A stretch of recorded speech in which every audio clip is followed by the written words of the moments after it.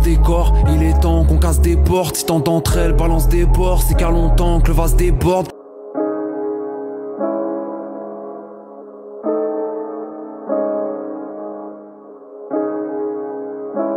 J'ai écrit MeToo parce que c'était déjà un thème que je voulais traiter depuis un moment. Pas forcément MeToo en soi, mais voilà, le fait que les femmes aient une place dans cette société qui soit très injuste, très dénigrée. Et puis bah, voilà, le fait qu'il y ait beaucoup d'abus qui soient banalisés. Moi, quand j'ai fait écouter ce morceau à des amies femmes qui sont proches de moi, c'est marrant, elles m'ont dit « Mais tu sais, tout ce que tu racontes là, en fait, nous, c'est banal pour nous, c'est normal. C'est la normalité, carrément. » Mais elles-mêmes, elles ne s'en rendent plus compte. Parce que carrément, bah, allez, c'est bon, on a accepté le monde tel qu'il était, après tout, c'est bon. Mais non, en fait, faut sortir de tout ça. Certaines abusent, mais je vois plus des gamines perdues que des salopes. Puis un viol, ça reste un viol, ça dépend pas de la taille de sa robe.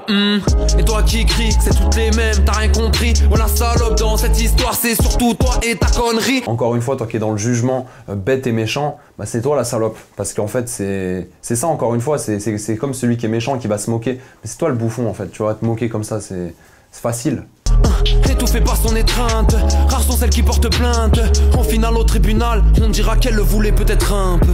Que ce soit dans ma vie même personnelle, j'ai entendu bon nombre d'histoires qui n'ont jamais été jusqu'à la plainte. Beaucoup, beaucoup, beaucoup. Je pense que entre le nombre de viols déjà qui sont mal jugés et qui finalement vont jusqu'au tribunal et qu'on voilà, elle le voulait peut-être un peu.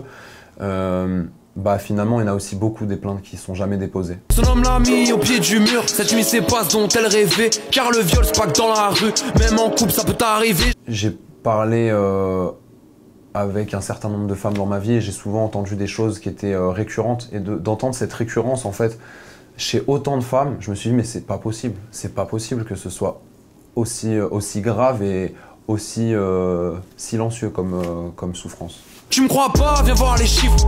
La vérité secoue, y a plus de femmes qui tombent sous les coups que de maris qui tombent sous écrou. C'est vrai, une femme meurt sous les coups de son mari tous les 3 jours, si je dis pas de bêtises, c'est ça les chiffres. Donc il y a un moment, c'est une réalité quoi, c'est tout.